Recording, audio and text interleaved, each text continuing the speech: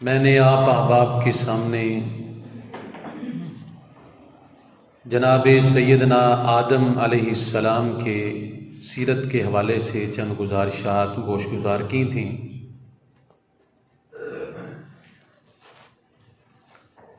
انبیاء کی سیرت، انبیاء کے احوال، انبیاء کے شب و روز، انبیاء کی زندگی، یہ صرف کوئی قصہ کہانی نہیں ہوتی۔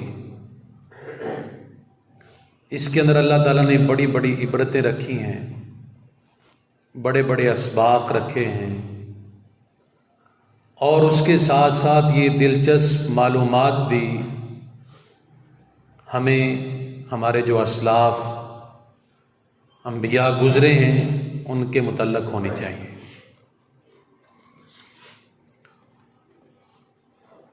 پچھلے خطبہ میں ہم نے سیدنا آدم علیہ السلام کے حوالے سے چند چیزیں قرآن حکیم سے اور احادیث نبویہ سے لی تھیں،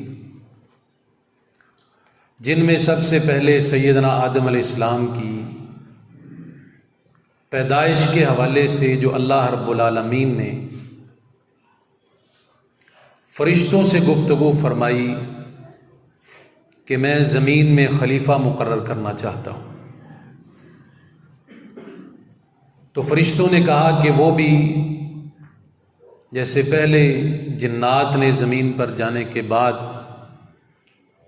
قتل و غارت کی اور اختلاف کیا، جس کو تو پیدا کرنا چاہتا ہے یہ بھی وہی حال کرے گا۔ تو اللہ رب العالمین نے فرمایا جو میں جانتا ہوں وہ تم نہیں جانتے۔ اس کے بعد اللہ رب العالمین نے سیدنا آدم علیہ السلام کو پیدا کرنے کے لیے فرشتے کو زمین پر بھیجا، جس نے زمین سے مٹی لی۔ اللہ کی قدرت کے اس نے 60 قسم کی مٹیاں جو پیدا کی ہیں، مختلف قسم کی، اس مٹی کے ہر حصے سے کوئی نہ کوئی ذرہ اٹھا کر اور فرشتے کی ہاتھ کے نیچے کیا۔ پھر اللہ تعالیٰ نے اپنے حکم کے ساتھ اس مٹی کے اندر پانی کو ملانے کا حکم فرمایا، وہ کھنکھناتی ہوئی مٹی بنی، وہاں سے آدم علیہ السلام کو پیدا کیا۔ اور لفظ آدم کا معنی بھی یہی ہے کہ جو گارے جیسے مٹی سے پیدا کیا گیا ہو، جس میں پانی اور مٹی کی آمیزش ہو، جو چیز اس سے پیدا کی جائے اسے آدم کہتے ہیں، اسی سے آدمی۔ اور پھر اللہ رب العالمین نے آدم علیہ السلام کو پیدا کرنے کے بعد یہ فیصلہ فرمایا فرشتوں کے سامنے اور ابلیس کے سامنے کہ تم میرے اس بنائے ہوئے آدم کو سجدہ کرو، یہ تعظیمی سجدہ۔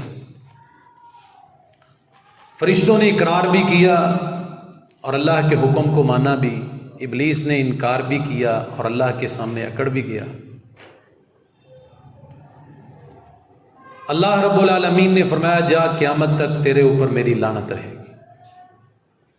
کیونکہ تو نے میری بات کے اوپر اعتراض کیا ہے، تو نے میرے فیصلے کو درست نہیں سمجھا۔ شیطان نے، ابلیس نے اس وقت رب کے سامنے کھڑے ہو کر یہ بات کی تھی کہ میں تیری بنائی ہوئی اس مخلوق کو گمراہ کرتا رہوں گا، تیرا نافرمان بناتا رہوں گا۔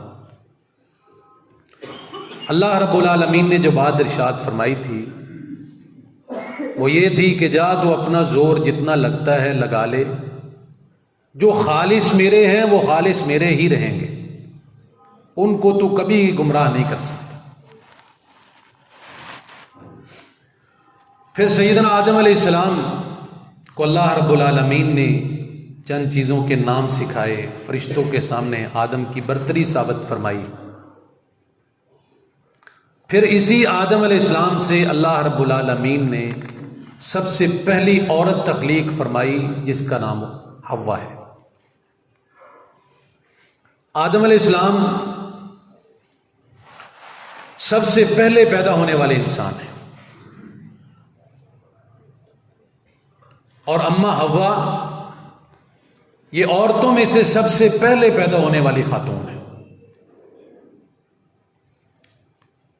اور اس بات کو تورات میں اللہ رب العالمین نے بیان فرمایا ہے کہ ہم نے آدم علیہ السلام کی بائیں پسلی سے اماں حوا کو پیدا فرمایا.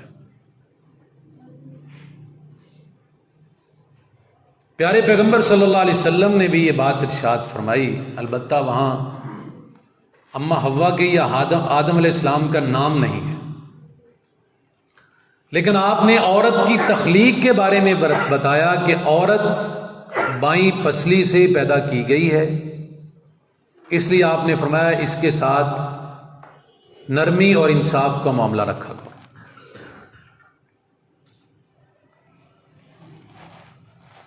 پھر اللہ رب العالمین نے آدم اور حوا کا جو رشتہ قائم کیا وہ میاں اور بیوی کا بنایا، اور اس کے بعد ان دونوں کو جنت میں ٹھہرایا. یہاں سے آج ہم نے اپنی بات کا آغاز کرنا ہے کہ اللہ رب العالمین نے اماں حوا اور آدم علیہ السلام کو اپنی جنت میں ٹھہرایا. اللہ تعالیٰ نے قرآن حکیم میں جو لفظ ارشاد فرمائے وَقُلْنَا يَا آدَمُ اسْكُنْ أَنْتَ وَزَوْجُكَ الْجَنَّةَ، ہم نے کہا اے آدم اور اس کی بیوی، آدم اور تیری بیوی تم دونوں جنت میں ٹھہرے رہو، جنت میں قیام کرو. وَكُلَا مِنْهَا رَغَدًا حَيْثُ شِئْتُمَا، اور جہاں سے اور جو دل کرتا ہے کھاؤ اور پیو، تمہارے اوپر کوئی پابندی نہیں. جیسے دل کرتا ہے اللہ کی نعمتوں کو استعمال کرو. اس سے ایک تو یہ پتہ چلتا ہے کہ اللہ تعالیٰ نے آدم علیہ السلام کی تخلیق سے پہلے ہی جنت کو پیدا فرما دیا تھا. جنت اس سے پہلے موجود تھی. جنت موجود تھی تو اللہ تعالیٰ نے دونوں کو جنت میں جانے کا حکم فرمایا. اور دوسری بات یہ کہ جنت کے اندر اللہ رب العالمین نے بھیجا، وہاں پر ان کے لیے تمام نعمتیں استعمال کرنے کا حکم فرمایا. ایک شرط لگا دی، صرف ایک شرط، وَلَا تَقْرَبَا هَذِهِ الشَّجَرَةَ، تم دونوں نے اس درخت کے قریب نہیں جانا. خاص ایک درخت اللہ تعالیٰ نے مقرر فرما دی کہ جنت کی نعمتیں خوب استعمال کر سکتے ہو، لیکن اس کے ساتھ ساتھ تمہارے اوپر صرف پابندی اللہ تعالیٰ نے ایک درخت کے اوپر لگائی ہے، اس کے قریب نہیں جانا. اگر جاؤ گے تو کیا ہوگا؟ فَتَكُونَا مِنَ الظَّالِمِينَ. اللہ تعالیٰ نے تثنیہ کا صیغہ مکمل آیت میں بولا ہے کہ تم دونوں ہی ظالموں میں سے ہو جاؤ. کہاں نبوت کا منصب، کہاں جنت جیسی نعمت، اور کہاں اللہ کی اس نافرمانی پر انسان کو ظالم قرار دیا گیا کہ اگر تم دونوں نے میری اس حکم کے خلاف عمل کیا تو پھر تم ظالموں میں سے.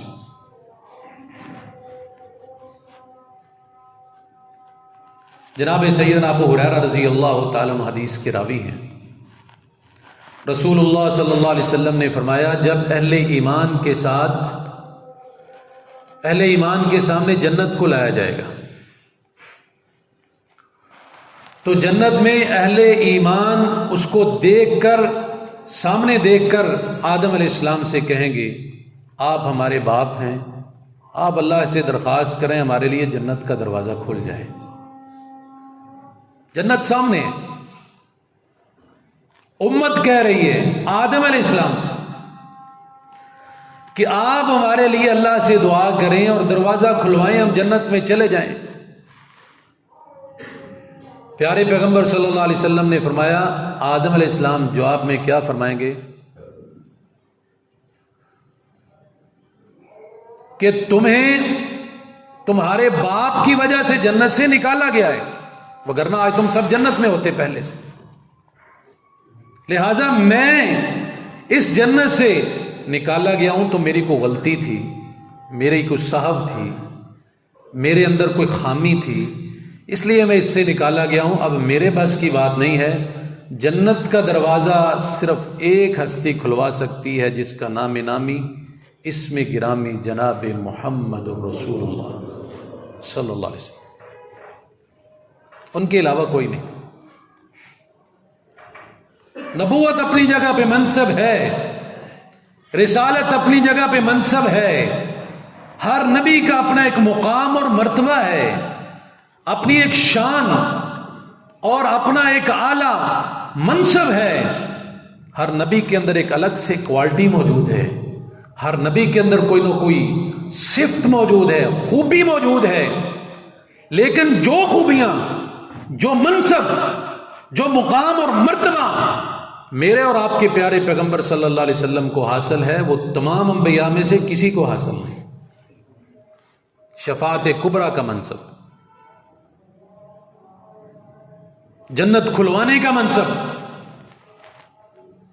دنیا میں آخری نبی بھیجا جا کر اس کے اوپر نبوت کو ختم کرنے کا منصب، کہ اللہ رب العالمین نے بڑے اعلیٰ درجے کے مقام اور مرتبے اپنے پیارے پیغمبر صلی اللہ علیہ وسلم کو عطا فرمائے۔ پنجابی کے شاعر نے کہا ہے کہ نبی صلی اللہ علیہ وسلم دروازے پر پہنچیں گے تو جنت پر کیا کہیں گے؟ میں محمد صلی اللہ علیہ وسلم، میں محمد آمینہ دا جایا، چھیتی دروازہ جنت کھولو، میں امت نال لے آیا۔ اللہ کے پیارے پیغمبر صلی اللہ علیہ وسلم کے علاوہ کوئی نبی بھی جنت کا دروازہ کھلوا سکتا نہیں۔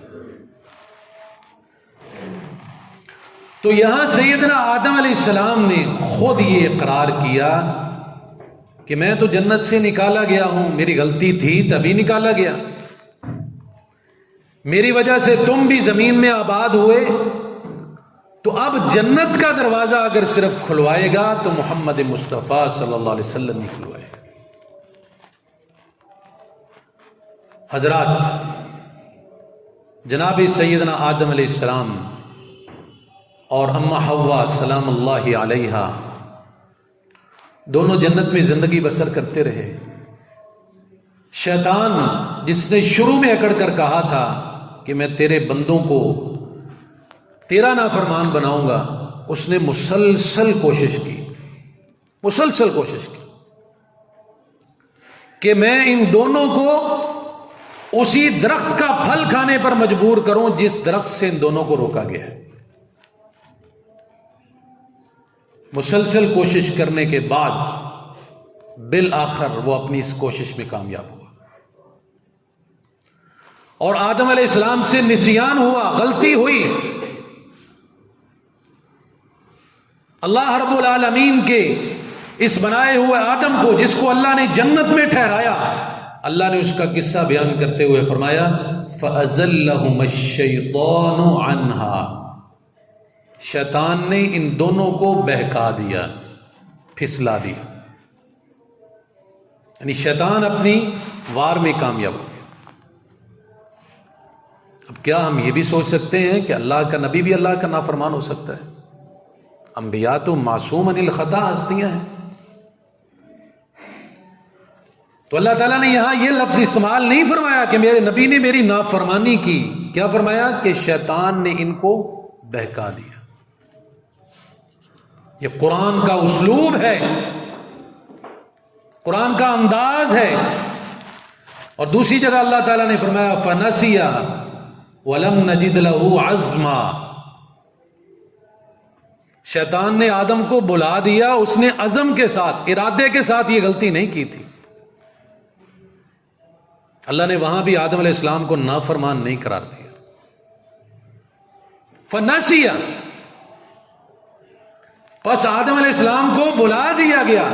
وَلَمْ نَجِدْ لَهُ عَزْمًا، اس کا کوئی غلطی یہ ایسا کرنے کا عزم نہیں تھا، بس اس کو پھسلا دیا گیا، اس کو ورگلا دیا گیا، اور وہ چیزیں اس کے سامنے لا کے رکھی گئیں کہ وہ یہ غلطی، وہ یہ کام کرنے پر مجبور ہے۔ اور قرآن کیا کہتا ہے؟ فوسوس لهم الشیطان لیبدی لهما ما وری عنهما من سوآتهما وقال ما نهاكما عن هذه الشجرة الا ان تكونا ملكين او تكونا من الخالدين۔ فوسوس لهم الشیطان، شیطان نے ان دونوں کے دلوں میں وسوسہ ڈالا، لیبدی لهما ما وری عن سوآتهما، اور اس نے کیا کیا؟ ان دونوں کے لباس اتروانے کا اور ستروں کو ننگا کرنے کا پورا عزم کیا۔ وقال ما نہاکما عن هذه الشجرة، اور کہنے لگا تمہیں پتہ ہے اللہ نے تمہیں اس درخت کے پھل کھانے سے کیوں روکا ہے؟ اندازہ ہے تمہیں کہ اس پھل میں کیا لذت ہے؟ ورغلایا اس انداز کے ساتھ کہ یہ جو پھل ہے بس جنت کا سب سے عظیم پھل تو یہی ہے، اگر یہ نہیں کھایا پھر تم نے کھایا کیا ہے؟ اللہ کے جنت کی ہر نعمت وہ ایک سے ایک بڑھ کر ہے، اس کا اپنا ذائقہ اور اس کی اپنی بناوٹ اور اس کے اندر اپنا لطیف پن ہے۔ حدیث میں آتا ہے نا، رسول اللہ صلی اللہ علیہ وسلم نے فرمایا کہ جنت کی نعمتیں ایسی ہیں کہ انسان جتنا بھی آگے سوچ لے، جتنا بھی اس کو خوبصورت سے خوبصورت کسی چیز کو بنا کے سوچ لے، فرمایا جنت جیسی نعمت کا نقشہ پھر بھی آدمی اپنے ذہن میں نہیں بنا سکتا، اتنی خوبصورت اللہ نے بنائی۔ وہ قرآن نے کہا کہ ما نہاکما عن هذه الشجرة، شیطان کہنے لگا کہ تمہیں پتہ ہے، اندازہ ہے کہ اس درخت سے کیوں روکا گیا ہے؟ الا ان تکونا ملکین او تکونا من الخالدین، اصل میں بات یہ ہے کہ اس کا پھل کھانے سے تم فرشتے بن جاؤ گے، اعلیٰ بن جاؤ گے، او تکونا من الخالدین، یا تمہیں ہمیشہ کی زندگی مل جائے گی۔ یہ دو چیزیں اس پھل میں ہیں، ورگلایا، پھسلایا آدم علیہ السلام کو، ان تکونا ملکین او تکونا من الخالدین، کہنے لگا اس پھل میں ایک تو یہ ہے کہ اس کے کھانے کے بعد تم فرشتے بن جاؤ گے، او تکونا من الخالدین، یا تمہیں ہمیشہ کی زندگی مل جائے گی۔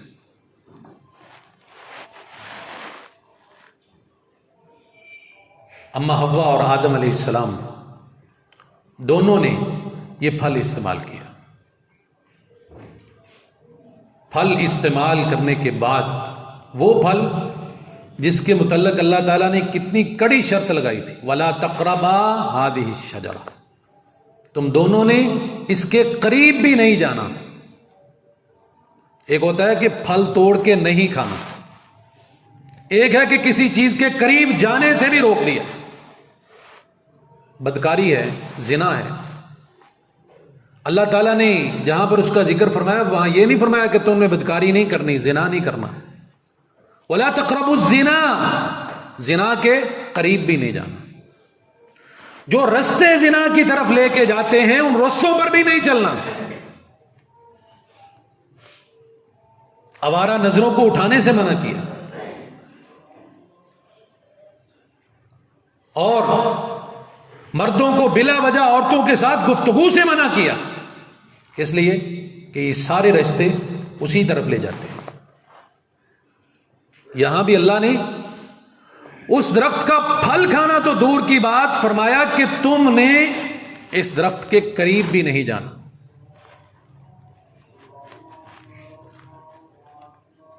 جناب سیدنا آدم علیہ السلام اور اما حوا سلام اللہ علیہا کو اس نے قسمیں کھا کھا کے اپنی بات میں پختگی پیدا کی۔ وقاسمہما انی لکما لمن الناصحین، کہنے لگا میں تمہیں قسم اٹھا کے کہتا ہوں کہ مجھ سے بڑھ کر تمہارے لیے خیر خواہ اور کوئی نہیں ہے، میں تمہاری صرف نصیحت کے طور پر یہ بات کر رہا ہوں، میں تمہارا سب سے بڑا خیر خواہ ہوں۔ اور قسمیں اٹھا اٹھا کے اس نے یقین دہانی کرائی۔ آج دیکھیں ذرا دنیا میں کتنے ایسے شیطان طاغوت پھر رہے ہیں جو قسمیں کھا کھا کے لوگوں کو ورگلانے کی کوشش کرتے ہیں اور دین سے دور کرنے کے لیے وہ ہتھ کنڈے اور وہ چیزیں استعمال کرتے ہیں، روپیہ، پیسہ، مال، دولت۔ آج کتنی دنیا، آپ کو علم ہی نہیں ہے کہ کتنی دنیا مرزائیت میں چلی جا چکی ہے صرف پیسے کی بنیاد۔ لوگ خرید رہے ہیں مسلمانوں کو، مرزائی بنا رہے ہیں۔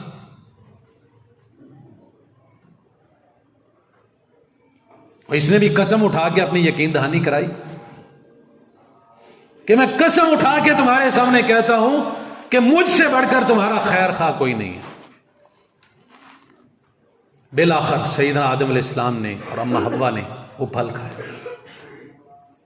اب وہ پھل کون سا تھا، کون سا درخت تھا، اس کی وضاحت نہ پورے قرآن میں ہے نہ ہی پورے ذخیرہ حدیث میں ہے، کہیں بھی اس کی وضاحت نہیں۔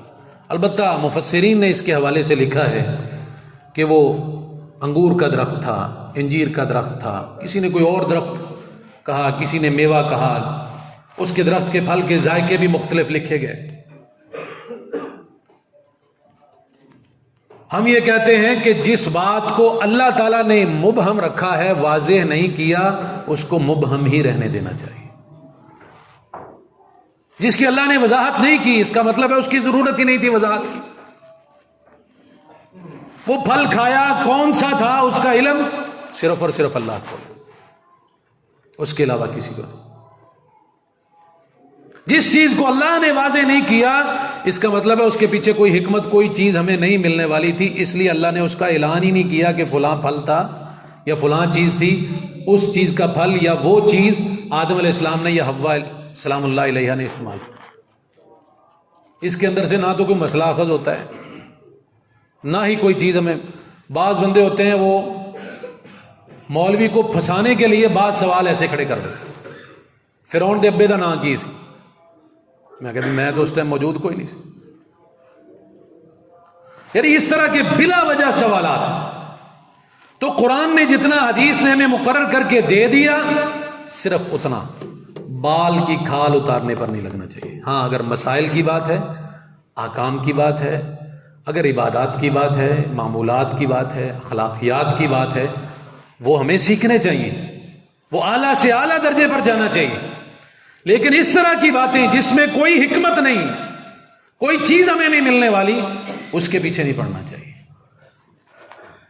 تو جناب سیدنا آدم علیہ السلام نے وہ پھل استعمال کیا، فَأَخْرَجَهُمَا مِمَّا كَانَا فِيهِ وَقُلْنَا اهْبِطُوا بَعْضُكُمْ لِبَعْضٍ عَدُوٌّ۔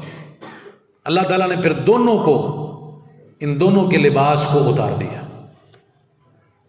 اما حوا اور آدم علیہ السلام کے لباس کو۔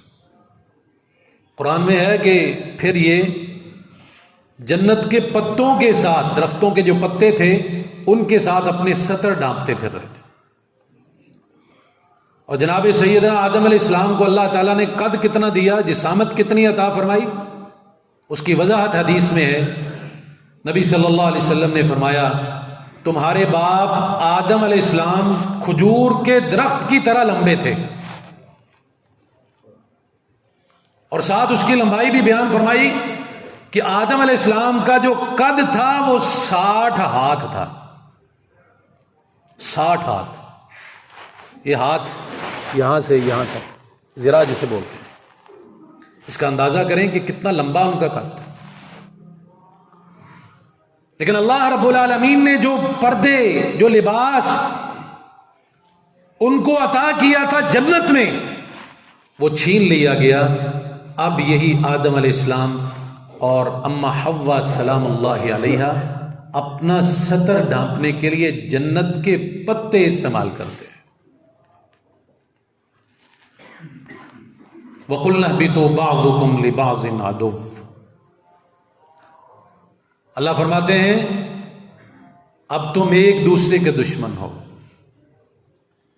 ایک دوسرے کے دشمن. یعنی شیطان نے جو تمہارے اندر پھوٹ ڈال دی، جو نافرمانی کروائی، جو نسیان تم سے ہوا، اس کی وجہ سے اب تم دونوں کا ایک دوسرے کے ساتھ اختلاف اور دونوں ایک دوسرے سے دور.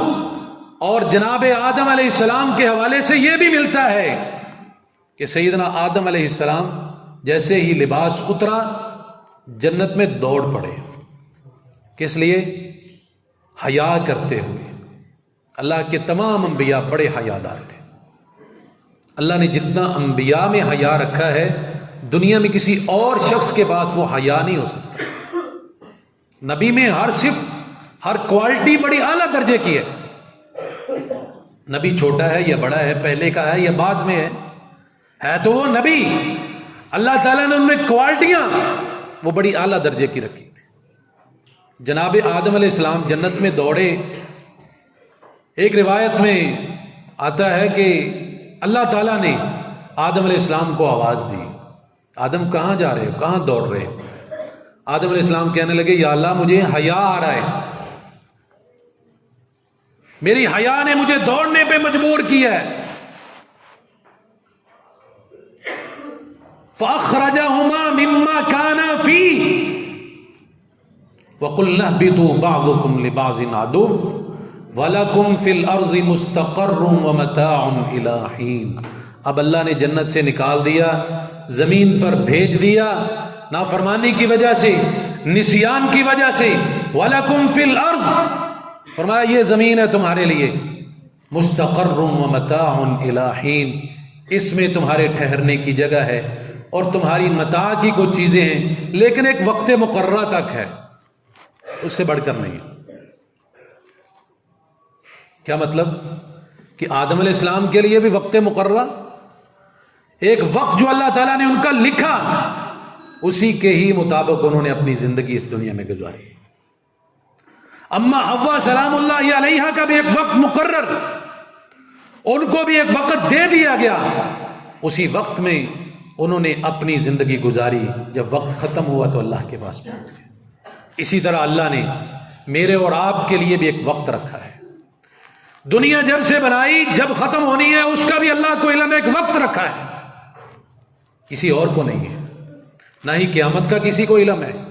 جیسے ایک صحابی نے آ کے کہا متی الساعۃ، اللہ کے رسول صلی اللہ علیہ وسلم قیامت کب آئے گی، قیامت کب آئے گی؟ پیارے پیغمبر صلی اللہ علیہ وسلم نے پوچھا، قیامت کے متعلق پوچھنے والے، تو نے قیامت کے لیے تیاری کیا کی ہے؟ قیامت کے لیے تیاری کیا کی ہے؟ وہ کہنے لگا اور تو میرے پاس کچھ زیادہ عمل نہیں ہے، میں اللہ اور اس کے رسول کے ساتھ محبت بڑی اعلیٰ درجے کی کرتا. دنیا میں مجھے سب سے زیادہ اگر کوئی محبوب ہے تو اللہ کے رسول صلی اللہ علیہ وسلم کی شخصیت. اللہ کے پیارے پیغمبر صلی اللہ علیہ وسلم نے فرمایا المرء مع من احب، دنیا میں جو جس کے ساتھ محبت کرتا ہے قیامت کے دن اسی کے ساتھ ہوگا. تو ہماری تمام تر محبتیں، سب سے ساری محبتوں کو قربان کرتے ہوئے سب سے اعلیٰ اور سب سے اونچی درجے کی جو محبت ہونی چاہیے وہ اللہ اور اس کے رسول کے ساتھ ہونی چاہیے. اس محبت میں کوئی کمپرومائز نہیں ہونا چاہیے. باقی ساری محبتیں چھوڑی جا سکتی ہیں، ساری محبتوں کو قربان کیا جا سکتا ہے. تمام تر محبتیں نفرتوں میں تبدیل ہو سکتی ہیں، لیکن اس محبت کو کبھی ہاتھ سے نہیں جانے دینا. اللہ اور اس کے رسول کے ساتھ محبت یہ ہمارے ایمان کا تقاضا بھی ہے. اللہ رب العالمین نے فرمایا فَدَلَّاهُمَا بِغَرُورٍ فَلَمَّا ذَاقَا الشَّجَرَةَ بَدَتْ لَهُمَا سَوْآتُهُمَا وَطَفِقَا يَخْصِفَانِ عَلَيْهِمَا مِنْ وَرَقِ الْجَنَّةِ. یہ وہ آیت ہے کہ جس میں اللہ رب العالمین نے بیان فرمایا کہ جب ان دونوں نے اس درخت کے پھل کو استعمال کر لیا جس سے اللہ نے منع کیا تھا، بدت لہما سوآتہما وَتَفِقَا يَقْصِفَانِ عَلَيْهِمَا مِنْ وَرَقِ الْجَنَّةِ، پھر بھاگتے پھر رہے تھے جنت کے درختوں کے پتے لے لے کے اپنے جسم کو ڈھانپ رہے تھے، ستروں کو ڈھانپ رہے تھے۔ تو یہ سیدنا آدم علیہ السلام کی سیرت کے حوالے سے جنت میں اللہ تعالیٰ نے ٹھہرایا، ہر طرح کی نعمت عطا کی، ایک شرط رکھی کہ اس درخت کا پھل نہیں کھانا۔ جب اس میں نسیان ہوا، جب غلطی ہوئی، تو اسی غلطی کی بنا پر اللہ تعالیٰ نے جنت کا لباس بھی اتروا لیا اور جنت سے نکال کر زمین میں بھی بھیج دیا۔ اللہ رب العالمین کے احکامات ماننے میں حکمت ہے، لیکن انسان پھر اسی آدم علیہ السلام کا بیٹا ہے۔ انسان یہ کس سے ہے؟ نسیان سے ہے۔ نسیان کا معنی کیا ہے؟ غلطی کرنے والا۔ انسان وہ غلطی کا پتلا ہے، خطا کا پتلا ہے۔ لیکن اگر اس دنیا میں سب سے زیادہ پاکیزہ کوئی ہستیاں ہیں تو وہ اللہ کے نبی ہیں، اللہ کے انبیاء ہیں۔ لیکن نسیان اللہ تعالیٰ نے ان کے معاف تو کیے، لیکن نسیان ان سے بھی ہوئے۔ نافرمانی کی بات نہیں، نسیان ان سے بھی ہوئے۔ معصوم عن الخطا، ہستیاں اللہ تعالیٰ نے اپنے نبیوں کو بنایا، نافرمانی انہوں نے جان بوجھ کے نہیں کی۔ ہم تو جان بوجھ کے بھی کر لیتے ہیں نا، کہ چلو یار بعد میں اللہ سے معافی مانگ لیں، اللہ غفور الرحیم ہے۔ کیا انبیاء کا یہ عقیدہ نہیں تھا کہ اللہ غفور الرحیم ہے؟ وہ بھی ساری چیزیں سمجھتے تھے اور ہم سے زیادہ سمجھتے تھے، لیکن ہم اتنے ہٹ درم اور اتنے گئے گزرے ہو چکے ہیں کہ ہم غلطی ڈٹ کے کرتے ہیں اور غلطی کرتے ہوئے ذہن میں یہ رکھتے ہیں اللہ معاف کرنے والا ہے۔ اللہ کے انبیاء ایسے نہیں تھے۔ اللہ تعالیٰ نے فرمایا فنسی آدم، کہ آدم سے غلطی ہوئی، نسیان ہوا، بھول ہوئی، نافرمانی کا لفظ اللہ نے استعمال ہے۔ تو انبیاء کے لیے جب بھی لفظ اللہ تعالیٰ نے جو استعمال کیا اسی لفظ میں خیر ہے، اسی میں ہی بھلائی ہے۔ اگر ہم کسی نبی کے حوالے سے کوئی نافرمانی والا لفظ بول دیں کہ فلاں نبی نے یہ نافرمانی کی، فلاں اللہ کے رسول نے یہ نافرمانی کی، تو اس پر ہمارا ایمان تو خراب ہو سکتا ہے، اللہ کے نبی کی عزت میں کوئی حرف نہیں آ سکتا۔ تو یہ ہمیں اپنے عقیدے میں بات شامل کرنی چاہیے کہ اللہ کے نبی جتنے بھی آئے اس دنیا میں وہ معصوم عن الخطا ہیں، تمام کے تمام مبرہ ہیں غلطیوں سے۔ اللہ رب العالمین نے ان تمام کی غلطیوں کو آگے اور پیچھے جتنی بھی ہوئیں، بعد میں یا پہلے، وہ اللہ تعالیٰ نے سب کی معاف کی۔ تو پھر اسی بات انسان، اس کا مادہ کیا ہے؟ نسیان، غلطی کا پتلا ہے انسان۔ سب سے پہلے ہمارے جو سب کے باپ ہیں سیدنا آدم علیہ السلام، ان سے نسیان ہوا، ان سے غلطی ہوئی، تو آج ان کی تمام اولاد سے غلطی ممکن نہیں بلکہ ضروری ہوتی ہے، ضروری ہوتی ہے۔ اللہ کے پیارے پیغمبر صلی اللہ علیہ وسلم نے کیا فرمایا؟ کل بنی آدم خطاء، آدم کا ہر بیٹا خطا کار ہے، وخیر الخطائین التوابون، ان میں سب سے زیادہ بھلائی والا، خیر والا آدمی وہ ہے جس سے غلطی ہو جاتی ہے وہ بعد میں اللہ سے معافی مانگ لیتا ہے۔ اور مومن، اس کی کیفیت اللہ کے رسول صلی اللہ علیہ وسلم نے بیان فرمائی کہ جب مومن سے غلطی ہوتی ہے، جب تک وہ معافی مانگ نہیں لیتا اس وقت تک وہ سمجھتا ہے کہ میرے سر کے اوپر ایک بہت بڑا پہاڑ ہے، اگر میں معافی نہیں مانگوں تو وہ میرے اوپر گر جائے گا، میں ابھی فنا ہو جاؤں۔ میں اور آپ ذرا اپنے اپنے گریبانوں میں جھانک کے دیکھیں، اپنی اپنی حالت دیکھیں، کیا کبھی ہماری یہ کیفیت ہوئی ہے؟ کبھی؟ الا ماشاءاللہ کچھ لوگ ہوں گے۔ یہ کیفیت مومن کی ہوتی ہے کہ وہ موت کو اپنے اوپر ہر وقت منڈلاتے ہوئے دیکھتا ہے، کسی لمحے بھی اس نے اللہ کے سامنے پیش ہونا ہے۔ غلطی ہو جاتی ہے انسان سے، انجانے میں، نسیان میں، لیکن اس غلطی کی فوراً ہمیں توبہ کی کوشش کرنی چاہیے، کہیں ایسا نہ ہو اس غلطی کے ساتھ ہی ہم اللہ تعالیٰ کے پاس پہنچ جائیں۔